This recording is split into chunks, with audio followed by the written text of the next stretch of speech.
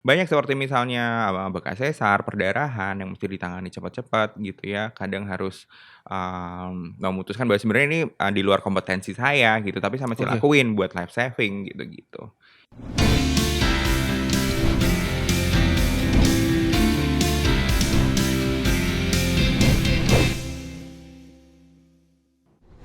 Halo Sobat Bisnis, berjumpa lagi di Talks dan kali ini edisi spesial karena kali ini Talks with Brawijaya Hospital. Kita akan ngobrol-ngobrol seputar kesehatan tapi angle-nya beda nih, obrolannya beda karena gak cuma tentang kesehatan doang yang diobrolin, tapi juga kali ini kita bakal ngobrol tentang salah satu profesi yang mungkin Sobat Bisnis juga udah familiar ya. Apalagi kemarin di masa-masa pandemi salah satu profesi ini bisa dibilang salah satu profesi yang berjasa untuk kita, untuk masyarakat luas terutama dalam hal kesehatan. Nah, tapi sebelum kita mulai obrolannya, saya mau ngingetin dulu buat Sobat Bisnis buat subscribe YouTube channelnya Bisniscom dan juga tonton video-video terbaru dari Bisniscom. Dan jangan lupa juga buat follow broadcast di aplikasi ataupun platform podcast yang Sobat Bisnis gunakan. Dan jangan lupa juga buat like broadcast ya Sobat Bisnis, karena bakal ada episode-episode terbaru dari broadcast dan juga bakal ada obrolan-obrolan seru di podcastnya broadcast. Nah, langsung aja kita ngobrol sama Dr. Sang. Halo. Beliau adalah salah satu dokter dari Brawijaya Hospital. Kalau ngomongin tentang profesi dokter ini bisa jadi salah satu profesi yang template ya kalau anak kecil dulu ditanyain mau jadi Bener apa? banget, template banget. Mau jadi dokter. Gue setuju tuh kalau tuh template. Kayaknya nggak ada pilihan yang Bener. bisa dibilang profesi. Kalau mungkin dulu waktu kecil kayaknya sih dokter, pilot, terus apa lagi ya, masinis, Lawyer, pengacara, insinyur, itu yang disebutin orang tua gitu. gue ya waktu itu ya gitu. Jadi emang template. Jadi kalau pengen jadi dokter, pengacara atau insinyur tuh udah kayak 3 profesi yang kayaknya jadi harapan gitu ya. Iya. Nah, Dokter Sang sendiri nih, emang dari kecil dulu udah punya cita-cita jadi dokter? Jujur li, Jujur li, enggak, jujur li enggak. Nggak kepikiran nih? Nggak kepikiran gitu. Karena emang dari kecil kan dikenalinnya mainan-mainan elektronik gitu, dikasih kursus les macam itu sama orang tua gitu ya. Jadi tertariknya dulu tuh pengen jadi insinyur, jujurnya. Justru gitu. Malah jadi insinyur gitu. Karena emang kalau ditanya pengen jadi kayak apa tuh, pengen jadi kayak Pak Habibie gitu. Udah ada gambarannya malahan ya. Gambarannya udah kedepannya pengen kayak gitu ya. Sampai SMA tiba-tiba orang tua ngomong kan, kalau jadi dokter aja gimana gitu. Terus kayak oke. Itu sebenarnya biologi gue nggak gitu bagus ya. Gitu. Jadi emang baru kepikir waktu SMA karena orang tua ngasih wacana demikian gitu. Nah, begitu SMA sendiri nih, kan orang tua berarti ya yang mengarahkan gitu ya untuk jadi dokter. Bener. Pemikirannya Dokter Sang gimana nih? Akhirnya ya udahlah, gue jalanin aja dulu, atau langsung tertarik nih, langsung klik, ternyata seru juga nih jadi dokter ya. Oke. Jadi SMA kebetulan aku punya kerabat gitu ya, tante ya, itu personal experience ya, pengalaman pribadi gitu. Dulu tuh meninggal karena kanker serviks ya, gitu. Jadi nggak tertolong sama sekali. Jadi itu kayak ya satu titik balik kayak menginspirasi. Kayaknya jadi dokter kandungan asik juga nih. Sementara aku nggak ngerti, keluarga aku nggak ada yang dokter gitu ya, dunianya kayak apa nggak ngerti gitu. Dulu tertariknya mau jadi dokter karena emang zaman gue dulu pernah denger SPMB nggak? Iya. Ya SPMB gitu ya. Aku pengennya nggak pengen ikut SPMB gitu.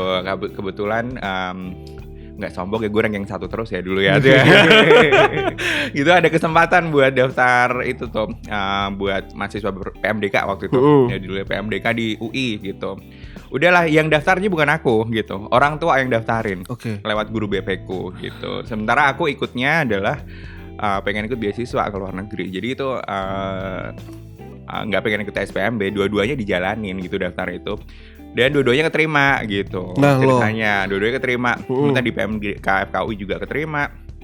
Terus mau beasiswa keluar juga gitu. Cuman jeleknya waktu itu kalau mau ngejalanin di luar negeri adalah scholarship-nya cuma separuh gitu. Jadi pertimbangan itu kayak ya udahlah, kayaknya ngikut orang tua nih kayaknya maksudnya gitu ya. Karena ya masih di Indonesia juga gitu ya. Jadi sudah akhirnya ngejalanin yang di FKUI gitu. Nah, spesifik untuk masuk jadi dokter kandungan nih, karena kan sepemahamanku ketika untuk menjadi dokter kan pasti dokter umum dulu ya, baru nanti ambil spesialis gitu dokter kandungan. Tadi dokter bilang kalau berkaca dari kasus ada keluarga yang pernah kena kanker serviks terus akhirnya memilih dokter kandungan. Berarti memang ketika masuk kedokteran emang udah langsung wah pengen jadi dokter kandungan nih langsung kayak gitu atau enggak juga. Jadi kan kita belajar dokter umum kan belajar semua hal nih gitu ya, termasuk yang umum-umum nih semuanya, mau jadi internis apa semuanya, internal medicine, belajar pediatrik gitu-gitu. Jadi berubah-ubah tuh selama jadi sekolah kedokteran umum gitu ya, ambil stase ini gitu ya, rotasi di sana, kayak pengen jadi ini, pengen jadi itu. Akhirnya waktu itu memutuskan untuk aku tugas daerah dulu aja deh gitu ya. Kirimlah tuh ke pedalaman, ke daerah Sulawesi Tengah, Donggala, pernah dengar nggak? Gitu, hampir 2 tahun di sana gitu ya. Nah kebetulan di sana kasus kebidanannya banyak banget dan ya udah banyak nolongin orang-orang yang lahiran, yang susah dapat akses nih ke kota. Itu kan tempatku tugas dulu sekitar 100 km tuh dari pusat ibu kota provinsinya, dari Palu gitu ya. Jadi banyak banget yang misalnya lahiran hari-harinya nggak keluar gitu kan. Teorinya kan masih dirujuk tuh ke sana gitu. Wah ini kalau dirujuk meninggal di jalan nih gitu ya gitu ya, udah mau nggak mau ditolongin gitu. Jadi ya berbekal itu sih makin banyak kasus kebidanan yang ditanganin gitu, jadi kayak makin cinta deh gitu. Gitu. Akhirnya memilihlah untuk ambil spesialis kebidanan. Jadi begitu selesai tugas daerah aku udah kayak ya sudah aku coba untung-untungan ikut ujian untuk masuk gitu. Kalau buat jadi dokter, misalnya pertanyaan basic nih ya dok ya, buat jadi dokter tuh susahnya kayak gimana sih dok? Maksudnya ketika kuliah kan untuk jadi dokter umumnya itu kan sendiri bisa dibilang perjalanannya panjang ya. Kalau biasa kita kuliah 4 tahun. Bener. Kalau dokter tuh bisa 6-7 tahun mungkin ya. Bisa lebih mungkin kalau misalkan ada bagian-bagian yang harus ngulang lagi gitu kan. Di waktu eraku, waktu itu masih sistem yang 4 tahun kuliah dulu jadi sarjana kedokteran, habis itu 2 tahun ngambil profesi dokternya di zaman dulu. Kalau sekarang kayaknya lebih pendek ya, 3+2 kalau nggak salah ya. Jadi emang ya adjustmentnya cukup banyak gitu, dan memang kita dididik gitu ya di lingkungan yang gitu, yang mesti mungkin sleep deprivation, kadang kurang tidur gitu ya, dan mesti yang paling susah kayak sekolah kedokteran Indonesia ya mungkin tergolong mahal ya, meskipun aku dulu sekolahnya di negeri juga ya gitu, apalagi buat nyediain buku-buku textbook kedokteran gitu. Kebayang waktu itu di zamanku kita harus ke Malaysia, Singapura cuman buat beli buku supaya biar nggak kena pajak. Maaf loh ya, maaf DJP pajak gitu, karena buku-buku kedokteran di sini terkena pajak gitu, dan harganya lebih mahal gitu, lebih mahal. Ditambah ada praktek-prakteknya juga bisa dibilang mahal juga ya dok ya? Kalau di FKUI karena memang di senternya gitu ya, di rumah sakit milik pemerintah gitu. Sudah terfasilitasi lah ya. Jadi tapi kita mesti toleransi juga nih, mungkin di beberapa fakultas kedokteran yang bukan milik pemerintah gitu ya, mereka harus mengeluarkan biaya untuk praktikum dan sebagainya. Itu kita mesti toleransi itu dengan yang sekolah kedokteran di situ gitu. Nah, tadi juga sempat bilang kalau salah satu keluhan ya bisa dibilang kalau jadi dokter itu kurang tidur. Terus ada lagi gak sih dok, misalnya kayak aku pernah dengar tuh kalau jadi dokter tuh harus pinter. Itu juga salah satu partnya gak sih? Enggak juga sih ya gitu ya. Justru soalnya kan kalau nggak pinter jadi makin lama tuh. Enggak juga sih ya. Justru malah aku lihat teman-temanku nih ya, sejawat-jawatku yang mungkin ya kalau kategori pinter sih enggak ya gitu ya. Tapi relatif lah ya. Iya, mereka pintar untuk mencari celah, misalnya belajar bareng dengan teman-teman, tahu menganalisa tipe dirinya, belajarnya dengan apa, gitu, adjust, kemudian kemampuan berkomunikasi dengan pasien, dan aku lihat mereka sekarang lebih sukses karena memang begitu ya, mungkin banyak dicintai pasien karena memang banyak skill-skill yang di luar skill otak aja gitu. Oke, nah masuk ke tadi akhirnya ngambil spesialis Obgyn ya. Itu gimana sih dok ketika menjalani, maksudnya ketika ngambil spesialisnya terus begitu tahu dunianya langsung, begitu tahu prakteknya, apa yang dokter Sang rasain pertama kali lah di spesialis kandungan nih ya, gitu. Ya memang waktu memutuskan jadi spesialis kandungan ya dari pendidikan kita emang udah disetting gitu ya untuk dengan dunia sekitar dokter kebidanan kandungan gitu. Harus udah terbiasa lah ya. Iya, selama sekitar 5 tahun pendidikan spesialis, ada tambahannya kan 5 tahun pendidikan spesialis ya, kita emang disetting untuk terbiasa dengan hal emergensi, kemudian waktu istirahat yang mungkin kurang gitu ya, terbiasa untuk tadi kurang tidur gitu, waktu keluarganya juga kurang. Jadi emang waktu masuk pendidikan juga udah dikasih tahu keluarga kita bahwa komitmen kita bukan cuman sama kerjaan gitu ya, tapi dan keluarga gitu. Kita mesti split diri kita baik-baik gitu dengan pasien yang mayoritas butuh perhatian penuh juga kan gitu. Berarti punya pengalaman-pengalaman yang ketika lagi istirahat di rumah malam-malam, tengah malam atau dini hari dapat callingan itu banyak. Sering, tapi bisa dibilang sering atau ya apalagi dokter kandungan ya, dokter kebidanan kandungan dealingnya dengan persalinan ya yang susah diprediksi kan sebenarnya gitu. Dan sebenarnya ekspektasinya dari keluarga gitu, dari suaminya, dari ibunya dapat dokter yang available kan buat mereka gitu. Tapi ya gitu, sebagai dokter kandungan mesti bisa split waktu banget antara pasien sama keluarga sama ya kehidupan pribadi gitu ya.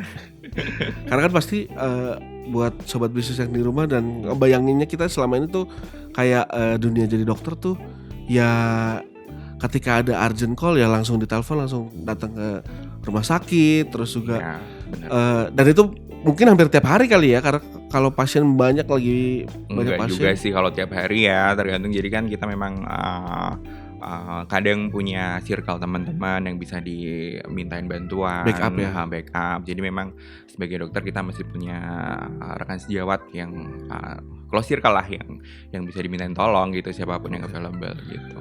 Nah setelah dokter Sang jadi spesialis kebidanan nih ke kandungan, apa hal yang menurut dokter Sang paling menarik yang pernah dokter alami nih? Pengalaman-pengalaman paling menarik ya, atau pengalaman seru lah. Pengalaman seru ya. Ini kayak di luar list pertanyaan nih. Oke. Jadi waktu lulus jadi dokter spesialis kandungan, waktu itu Bapak Presiden kita mewajibkan kita dokter spesialis buat tugas lagi ke daerah. Oh gitu. Jadi ada namanya waktu itu wajib kerja dokter spesialis yang kemudian dihilangkan beberapa tahun terakhir. Nah tapi kita kebetulan pas di zamanku ya udah ikut aja gitu ya. Aku ditempatinnya di daerah Bintan waktu itu. Kalau Bintan jangan mikirin resortnya ya, ada juga daerah yang daerah yang kurang beruntung mendapatkan fasilitas yang baik gitu ya. Jadi memang gitu kan, problem-problem kita adalah sebenarnya di daerah-daerah yang cukup tidak terjangkau gitu ya. Kalau mau ke rumah sakit dengan fasilitas lengkap jauh gitu, jauh itunya aksesnya gitu ya. Banyak seperti misalnya bekas sesar, perdarahan yang mesti ditangani cepat-cepat gitu ya. Kadang harus memutuskan bahwa sebenarnya ini di luar kompetensi saya gitu, tapi saya masih lakuin buat life saving gitu.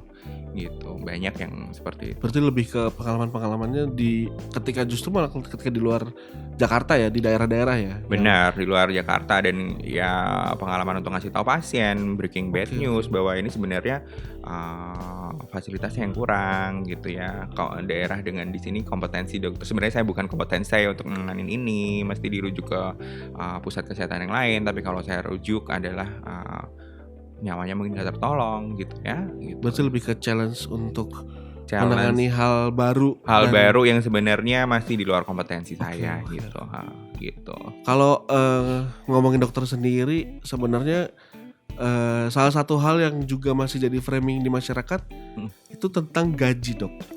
Oke. Agak sensitif nih ngomong-ngomong. Agak sensitif ya ngomongin gaji. Emang segede apa sih kalau jadi dokter tuh gajinya, Dok? Ini pertanyaan tricky deh ya, gede apa? Ya udah, jadi jawabannya saya tricky juga ya. Gede kecil itu relatif ya gitu. Gede kecil relatif, tergantung level bersyukurnya gitu. Pernah ngerasain gaji gede, pernah ngerasain gaji kecil, jadi ya udah disyukurin, terima aja gitu. Tapi jujur kalau waktu jadi dokter umum dulu pertama kali kan saya lulus sambil nunggu ujian kompetensi, kayaknya ngebantu salah satu pembimbing saya. Gaji waktu itu inget deh 1,5 juta kayaknya sebulan gitu ya. Oh iya. Buat bayar kosan aja nggak cukup waktu itu. Gitu. Jadi Padahal memang itu awal-awal ya. Awal-awal gitu. Jadi memang bantuan orang tua itu memang kita berutang banyak sama orang tua sebagai dokter gitu. Karena memang prosesnya panjang dan ya mungkin agak sedikit berbeda profesi saya dengan profesi yang lain gitu, kerjaan yang lain. Mungkin mereka selesai langsung dapat gaji dengan itu yang cukup. Kalau di Indonesia mungkin dokter harus mikirin dulu nih gitu ya. Beberapa bulan ke depannya nungguin ujian kompetensi yang itu enggak pendek prosesnya gitu. Jadi kalau bilang dokter enak, coba dulu pertimbangkan lagi ya.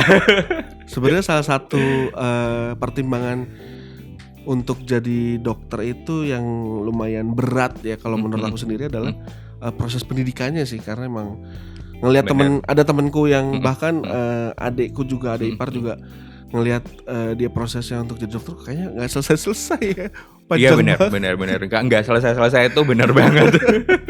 Bahkan gitu. ketika udah jadi dokter, udah lulus, dia udah dapat gelar sebagai dokter gitu, masih ada lagi proses untuk pendidikan lagi gitu. Jadi kayak lagi gitu belajar terus gitu ya, terus nggak selesai. Ya dunia medis adalah dunia yang dinamis gitu, selalu ada kompetensi yang harus ditambahkan, kemudian updates gitu yang harus dikuasai, dan itu yang membuat di Indonesia khususnya cukup berat karena kita yaitu dokter mayoritas kan biaya sendiri nih kalau mau itu semuanya gitu ya gitu.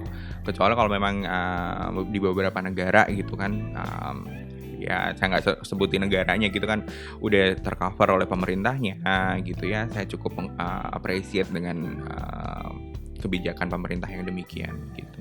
Tapi sejauh ini nih dokter Sang sendiri udah ngejalanin sekian tahun sebagai dokter, gimana nih pengalamannya ketika menjadi dokter di Indonesia? Menjadi dokter di Indonesia plus minusnya apa sih, Dok? Plusnya adalah ya tadi saya bilang kasusnya banyak sebenarnya. Jadi jumlah antara ketersediaan tenaga kesehatan gitu ya, terutama di daerah yang belum terjangkau fasilitas kesehatan yang layak dibandingkan dengan jumlah tenaga kesehatannya sebenarnya masih timpang gitu. Tapi kalau di kota besar ya kita nggak usah tanya, semuanya ada gitu. Apalagi mungkin di Brawijaya gitu yang semuanya ya sudah ini idealnya seperti ini gitu ya. Idealnya seperti ini, ke dokter fasilitas kesehatan yang ideal seperti ini, itu memang ya ini sudah ada saya gitu. Tapi beberapa tempat ya ada beberapa tempat yang belum ideal gitu. Jadi memang minusnya itu bekerja di tempat yang kurang ideal gitu. Oke, nah kita flashback ke beberapa tahun terakhir nih yang terbaru nih kan, COVID juga jadi salah satu challenge sendiri ya untuk dunia medis, dunia kesehatan. Dokter sendiri kan dokter kandungan ya, termasuk yang ini nggak sih, Dok? Bisa dibilang termasuk yang bisa dibilang kayak ada tambahan pekerjaan baru gitu selama COVID, kayak atau ada tantangan lain tersendiri atau ada yang ngeribetin lagi gak sih? Oh iya, oke. Selama COVID ya, sebagai dokter kandungan ya capek buka tutup hazmat kali ya kalau mau lebih pindah ke sananya ya. Gitu ya.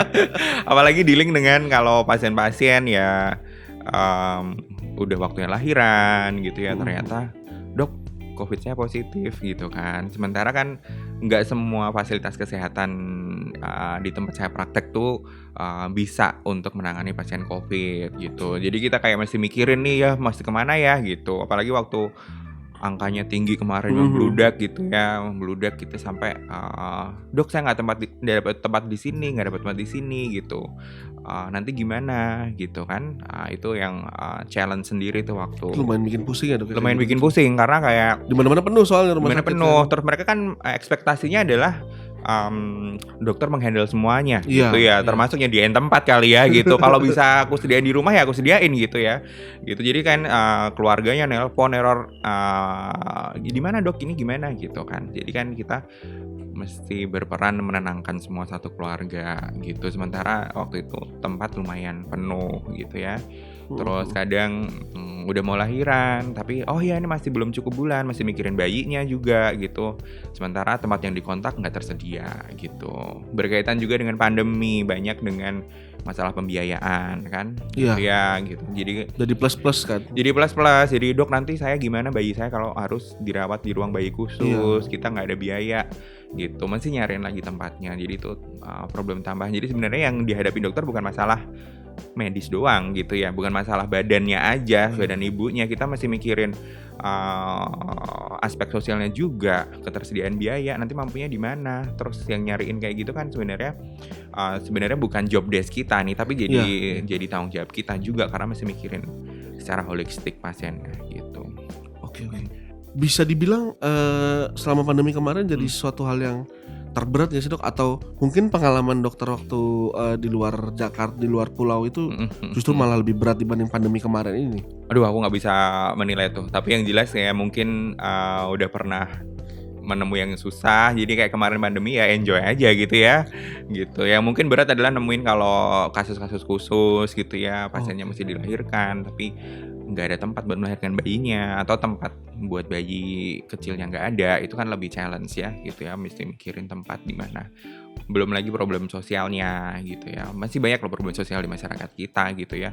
Udah ya saya ngomong aja, pasien di Brawijaya datang gitu dengan udah mau ini tapi dok saya kayaknya lagi kena pandemi, terdampak suami saya gitu. Oh ya udah, it's okay gitu kan, kita masih mikirin. Sementara coverage pemerintah BPJS gitu ya kan nggak, beberapa tidak tercover gitu ya, plafon yang nggak tercukupi gitu. Jadi ya memang PR kita bersama nih, kita masih kerjasama buat yang seperti itu gitu. Tapi so far sejauh ini udah situasi kita udah mulai membaik. Apakah juga berpengaruh juga dok, udah mulai to new normal juga kah di dunia medis sekarang ini? Ya dibanding yang kemarin waktu angka tinggi-tingginya sih sekarang udah oke gitu ya. Udah gak terlalu bikin sport jantung gitu ya. Gitu Mas Ganang. Karena udah mulai kayak pemerintah bilang juga udah mulai terbiasa juga ya, udah mulai membiasakan. Iya gitu. Terus pemerintah kan juga bekerja keras juga ya buat nanganin semuanya biar semuanya tercukupi gitu. Oke. Nah, salah satu hal yang juga sering muncul nih kalau ketika kita ngomongin profesi yang spesifik nih, kayak dokter misalkan, pasti di circle dokter ada teman-teman yang pengen konsultasi ataupun nanya ataupun ngobrol, tapi kayak masa sama teman bayar sih, kayak gitu-gitu. Pernah nggak sih dok alamin juga dok? Kalau kita nih di video atau di kayak gitu-gitu tuh juga sering tuh, masa sama temen kayak gini sih, kayak gitu. Gak usah teman, pasien juga banyak kok ya gitu.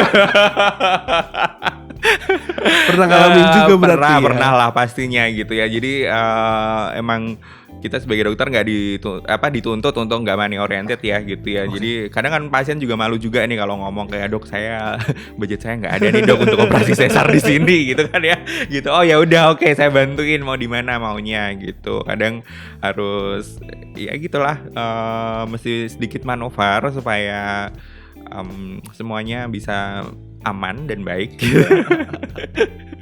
Ya gitu.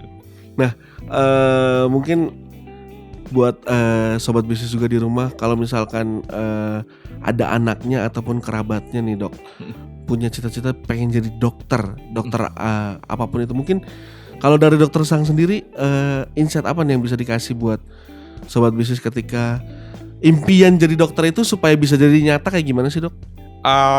Impian jadi dokter nyata gitu ya. Ya yang jelas yang di film-film Korea itu mungkin itu yang versi idealnya ya gitu ya. Versi idealnya.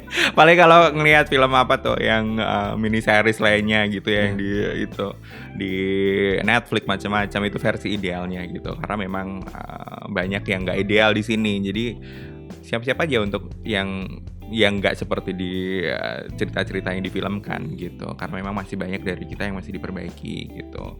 Kemudian ya tadi siapin mental, karena memang jadi dokter buat saya lebih ke choice gitu ya, lebih choice, punya passion terhadap humanity yang tinggi gitu. Oke. Nah, selain pengetahuan tentang apa yang dokter ambil spesialisnya tentang kandungan, baru-baru ini sih makin kesini aku ngeliat dokter-dokter tuh makin jago juga untuk skill komunikasinya, skill komunikasi, sosial media gitu. Kayak jadi satu tren baru, mungkin untuk dunia dokter jadi satu tren baru untuk kayak lebih jago skill komunikasi buat pasiennya terutama kali ya. Itu memang ada tuntutan nggak sih dok dari mungkin dari komunitas atau dari circle dokter-dokter itu sendiri untuk tuntutan untuk ayo lebih jago komunikasinya atau lebih jago bersosial media kayak gitu-gitu? Oke. Kalau aku anggap tuntutan sendiri sih sebenarnya aku bilang sih bukan tuntutan harus kita kan sebagai tenaga medis tuh nggak boleh memasarkan diri sendiri sebenarnya, gitu ya. Tapi kita balik lagi ke hati nurani kita, bahwa sebenarnya kita perlu mengedukasi masyarakat. Jadi kan banyak tuh dari misalnya konten-konten nih beberapa mungkin konten sosial mediaku yang tujuannya sebenarnya mengedukasi gitu ya. Karena memang banyak sekali yang berita hoax di masyarakat gitu ya. Hoax dan mitos ya. Hoax dan mitos gitu. Jadi sebagai tenaga medis yang tahu benernya mesti punya tanggung jawab seperti itu juga gitu. Kemudian kalau skill komunikasi aku rasa sebagai dokter nih yang tiap hari ketemu orang, kemudian kita dididik untuk gimana komunikasi yang efektif, aku rasa setiap dokter udah bisa gitu. Udah bisa untuk seperti itu. Tapi ya memang tadi skill sosial media bukan tuntutan untuk memasarkan diri sendiri, sekali lagi aku tekankan ya, tapi lebih kepada berbagi ilmu gitu. Karena memang masyarakat seringkali nanya-nanya hal yang sama. Saya dapatnya di Google kayak gini dok, saya dapatnya gitu kan gitu. Lebih baik langsung aja deh, langsung dari sumber yang mungkin mereka lebih percaya gitu ya, lebih percaya itu mereka lebih tenang gitu kan gitu. Tapi pernah nggak sih dok nemuin sampai ada di titik yang pertanyaan yang sama terus akhirnya dokter ngejawabnya cek aja deh bu di sosial media ada banget. Udah sering ke posting kayak itu gitu. Ada banget, jadi di Instagram saya bahkan memang ada story yang aku kumpulin jadi satu dijudulin gitu. Jadi kalau misalnya pasiennya saya butuh info ini dokter kenapa begini gitu, coba di highlight yang ini baca aja. Jadi saya nggak jelasin berkali-kali karena ya keterbatasan komunikasi kadang waktunya. Kadang kalau ketemu kita sama pasien 15, 20, 30 menit itu udah lama banget gitu kan. Ya. Jadi mereka butuh yang lain yang bisa dibaca gitu. Kadang kita kalau udah nggak sempat balesin ya kasih link aja yang bisa terpercaya untuk dibaca gitu. Iya, jadi nggak perlu ribet-ribet lah ya. Nggak perlu ribet-ribet, itu ngebantu sebenarnya, membantu dokter untuk masih edukasi gitu. Oke, nah kalau tadi dokter bilang di awal tentang kurang tidur, terus juga waktu ya, lebih ke waktu ya. Kalau jadi dokter berarti work life balance-nya kayak gimana sih dok? Atau bahkan banyak yang punya pemikiran kalau masa dokter sakit sih? Oh oke. Itu juga part of work life balance ya kalau untuk sakit, terus juga untuk kecapean, kelelahan kayak gitu-gitu ya. Ya perlu digarisbawahi sebenarnya profesi dengan mortality rate paling tinggi itu salah satunya tenaga medis. Justru malah gitu tenaga medis ya. Gitu. Jadi itu bukan cuma di Indonesia, silakan cari informasi. Jadi di Amerika pun tingkat angka harapan hidup dokternya juga nggak terlalu tinggi gitu ya. Jadi memang dengan yang seperti itu mesti pintar-pintar nih gitu kan. Kalau work life balance ya tadi waktu istirahat kadang ada yang disebut kalau kita di dokter ada namanya power nap gitu ya gitu. Kalau itu dipraktekin bener dipraktekin bener banget. Kadang kalau kita dari subuh habis orang lahiran siang masih praktek ya udah paling nggak misal 10-12 menit bisa sampai deep sleep gitu, itu dipraktekin banget gitu. Kemudian ikut olahraga yang menenangkan gitu ya. Jadi memang ya gitulah. Dokter Sang sendiri kan di sosial media atau kalau kita search namanya gitu banyak artikel-artikel terus juga referensi yang udah pernah dokter tulis gitu. Pasti kalau dokter sendiri nih tipsnya untuk ngebagi waktu antara pekerjaan, keluarga atau mungkin sama percintaannya juga gitu. Oke. Kayak gimana sih dok? nggak ada tips khusus sebenarnya ya gitu ya. Itu emang udah dari zaman masuk sekolah kedokteran Udah kebentuk ya? Udah kebentuk jadi udah kebentuk kalau kadang ya mungkin maaf nih kalau pasien datang nungguin dokter ya itu mohon maaf itu karena pasti ada dokter di tempat lain yang lebih prioritas untuk dilakukan gitu. Oke. Ya, jadi nggak ada tips khusus buat saya karena memang dari sejak pendidikan sudah di well train untuk seperti itu. Oke, mungkin pertanyaan terakhir nih, kalau misalkan sekarang dokter udah ada di titik yang udah jadi spesialis ya, udah istilahnya spesialis kandungan. Ada lagi nggak sih dok yang ingin dicapai untuk ya mungkin kepikiran untuk ngambil S3 gitu kah atau? Oke, jadi memang Jadi kayak buat gambaran juga nih buat sobat bisnis, ketika dokter udah ada di titik yang jadi spesialis tuh apalagi sih yang dikejar gitu. Oke, jadi memang dunia kita makin spesialistik gitu ya. Jadi memang spesialis aja nggak cukup sekarang gitu ya. Jadi kita mesti mendalamin hal lain yang lebih khusus. Kita mau expert di bidang apa gitu ya. Termasuk ya kalau kita ngomong bisnis pasti yang lainnya juga ada dong supaya dapat passive income yang lain-lain. Hidupnya nggak terlalu bergantung pada satu pendapatan gitu-gitu ya. Aku rasa sih memang cycle kita memang udah sampai semua orang, bukan cuma dokter seperti itu gitu ya, nambah skill plus nambah bagaimana cara memasukkan income dan sebagainya gitu. Oke deh, seru banget ngobrol-ngobrolnya bareng sama dokter. Nah, itu dia tadi sobat bisnis, obrolan kita bareng sama Dokter Sang. Semoga bisa menginspirasi sobat bisnis, bisa tahu ya tentang kehidupan dokter kayak gimana, terus juga suka dukanya, terus juga ya cerita-cerita pengalamannya juga tadi sempat diceritain juga sama Dokter Sang. Semoga bisa menginspirasi juga buat sobat bisnis dan juga semoga bisa jadi apa ya, insight baru nih apalagi buat sobat bisnis yang mungkin di keluarganya nih pengen jadi dokter, atau mungkin anaknya punya impian anaknya nanti pengen jadi dokter. Kayak gimana prosesnya tadi udah diceritain tuh sama Dokter Sang. Semoga bisa menginspirasi, semoga bisa bermanfaat juga buat sobat bisnis. Terima kasih untuk Dokter Sang ngobrol-ngobrolnya. Sama-sama. Terima kasih juga. Nah, itu dia Talks edisi spesial bareng sama Brawijaya Hospital. Sampai jumpa lagi di episode berikutnya sobat bisnis, dan jangan lupa sekali lagi buat follow dan juga subscribe YouTube channelnya Bisniscom. Dadah.